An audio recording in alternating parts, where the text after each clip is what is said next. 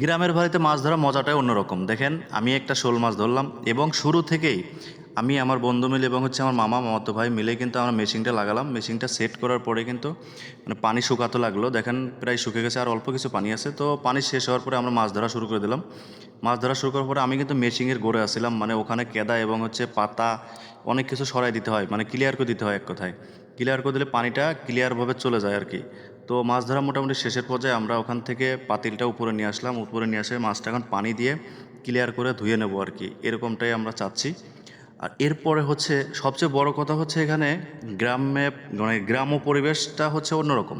তো গ্রাম্য পরিবেশে আপনি যখন এই মাছ ধরবেন, আর একটা কথা বলে রাখি এখানে, যখন আমি ঢাকা থেকে বাড়িতে আসতাম প্রত্যেকটা বার আমার ঝাঁকি জাল আসছিল, মানে খেয়াও জাল যেটাকে বলে আমাদের ভাষায় আর কি।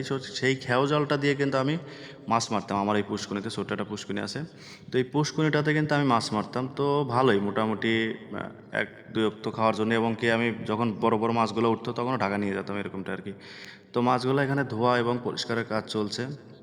তো আমার আত্মীয় স্বজন অনেকেই আছে এখানে, সবাই দেখতেছে এবং সব মিলেই আর কি চলছে আর কি। তো এখানে আনন্দের একটা বিষয় দেখেন, সবাই মিলে যখন এই মাছগুলো আমরা ধরছি এবং মাছগুলো মারলাম, এটাই আনন্দ। এর থেকে আর বড় কিছু নেই।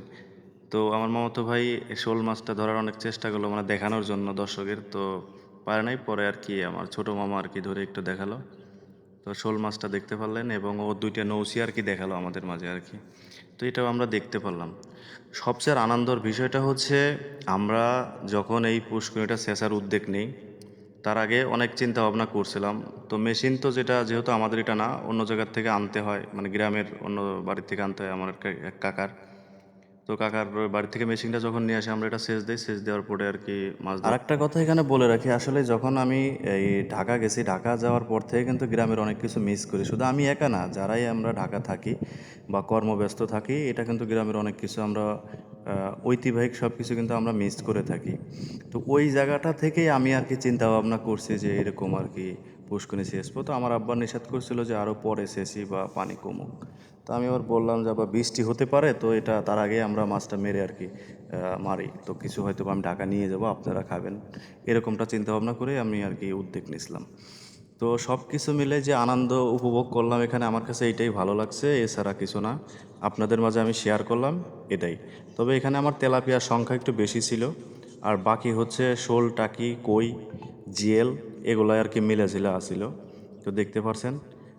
আর নৌসি, পোনা, মানে পুষ্করিণীতে যা ছাড়ছিলাম। আর এর আগে যে বন্যা হয়েছিল তখন আর কি মাছগুলো আমার বেড়ে গেছিলো। তো বেড়ে যাওয়ার কারণে মাছের সংখ্যা একটু কমে গেছে। আর আমি তো অনেকবারই, মানে মাসে 2 বার বা 3 মাস পর, 4 মাস পর, 6 মাস পর যখন আসছি তখন আর কি মাছ ঝাঁকি জালতে মারছি, মারাতে আর কি কমে গেছে। তো এই ছোট্ট একটা বিষয় আপনাদের সাথে শেয়ার করলাম। তো সবাই ভালো থাকবেন, আমাদের জন্য দোয়া করবেন, আপনাদের জন্য দোয়া রইল। আসসালামু আলাইকুম। সর্বোপরি আমরা মেশিন উঠাই নিচ্ছি।